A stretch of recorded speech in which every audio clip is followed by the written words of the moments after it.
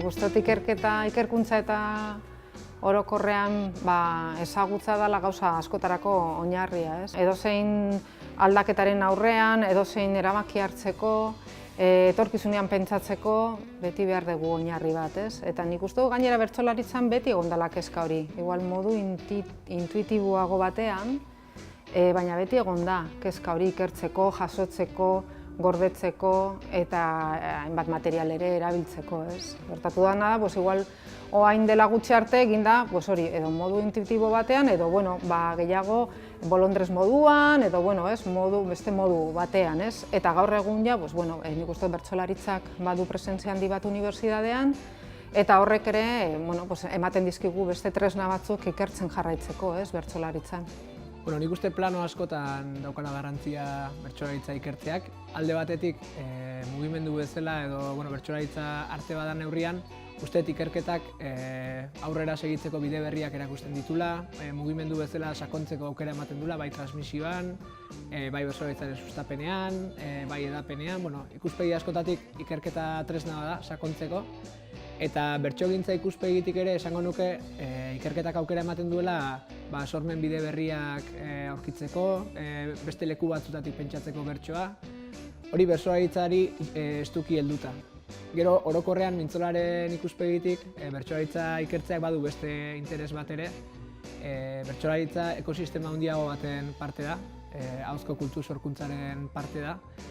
Eta orduan bertsolaritzan egiten den ikerketak ondoren eragina dauka euskeraz eta ahoz egiten den kultur sorkuntza hortan. Beraz, ikerketak alde hortatik ere badu bere eragina. Eta hirugarren plano baten, bertsolaritza ikertzea tresna bada gero gizartean aplikagarri izango dien ondoriotara iristeko. Lehenago ere esan izan da bertsolaritza ikertzeak eragin badaukala memoriaren inguruan dauzkagun kontzeptutan, edo jendaurrekotasunean, edo ahozkotasunean. Beraz, bertsolaritzan egiten den ikerketak gero gizartean ere badu bere eragina.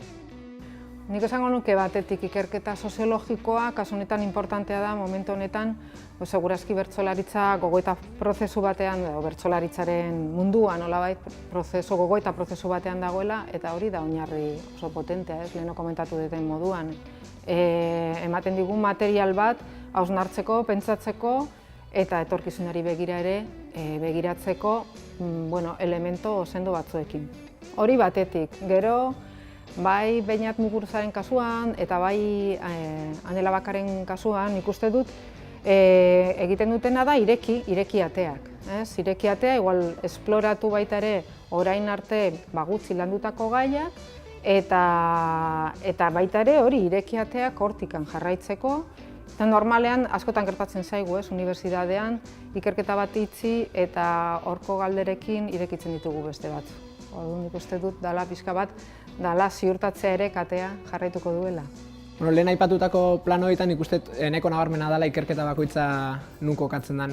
Azterketa soziologikoak bertsolaritza mugimendu bezala aztertzen du batez ere, eta mugimendu bezala aurrera segitzeko pistak emateaz gain, nik uste orokorrean kultur mugimendu guztientzat ematen ditula pista batzuk. Anela Bakaren ikerketari dagokionez, umorea genero perspektibatik landu du.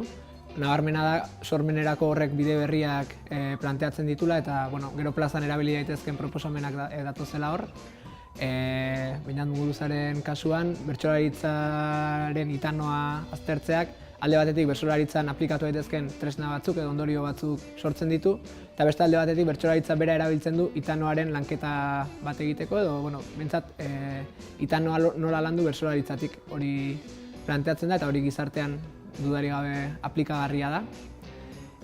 Bestetik, Lucia Alberroren ikerketan Gipuzkoaren modernizatzea lantzen du bertsolariek egindako sormen lanak oinarri hartuta. Gaur egun ere beti esaten dugu kultura gizarteari estuki lotua dagoela, eta garai hartan ere Gipuzkoan hala zegoen bezala nik uste garai hartako planoa aplikagarria dela, bere distantziak gordeta gaur egun dauzkagun ideietara. Eta Antxoka Agirreren kasuan, bertsolaritza eta hedabideen arteko harremana aztertzen du. Azkenean hedabideak ispilu bat dira eta aldi berean dira errealitatea sortzeko tresna bat. Eta bertsolaritzatik guk gure burua nola ikusten dugun bezain garrantzitsua batzutan kanpotik nola ikuste gaituzten eta egiten dugun hori nola islatzen den edabideek ematen duten irudi hortan. Bueno, nik uste dut erronka dela segurazki mantentzea orain arte bezala. Zen guretzako oso lankidetza importantea izan da eta gainera oso gustora egin dugun lankidetza edo garatu dugun lankidetza. Hainbat elementu amankomun topatu ditugu eta nik uste dut hor eroso gaude eta nik uste dut baita ere bi proiektuk elkarri indartzen dira. Eta nik uste dut orain arte behintzat momentu honetan, orain arte egin dugun bidea, ja 2013-tik, 2004-tik hasi ginen, nik uste dut momentu honetan erronka litzateke hori egonkortzea eta baita ere igual astea irudikatzen erronka edo bide berri posible batzuk, baina nik uste dut orain arte egin duguna sendotzea segurazki izango litzateke helburua. 10 urte bete dira Mintzola ahozko lantegia sortu genuenetik eta bertsolaritza segurazko etzen azken 10 urte hauetan adina sekula ikertuko eta dudari gabe hori posible izan da Euskal Herriko Unibertsitatearekin eta Mikel Laboa katedrarekin elkarlanean aritu garelako. Bai doktoretza tesiak egin ahal izateko ikerketa kontratuak banatzeko, bestela ere laguntza eskaini izan diegu ikertzera etorri direnei, eta Mikel Laboa katedrarekin batera ikerketa proiektu sariak ere banatu izan ditugu. Zer dian ikerketa proiektu sari hauek? Hauek dira tesi baten iraupena ez daukaten ikerketak dira, urtebeteko ikerketak, laguntzen dutenak ikerlari berriei aukerak emateko, eta gaine aukera ematen digutenak bertsolaritzari buruzko ikerketak gehiago egiteko, askotan denek ez daukagulako aukerarik 3 urteko tesi baten murgiltzeko. Eta gero ikusi duguna da, ikerketa proiektu sariak jaso dituzten askok pauso eman dutela eta ikertzen jarraitu dutela eta beraien ikerketan sakondu egin dutela.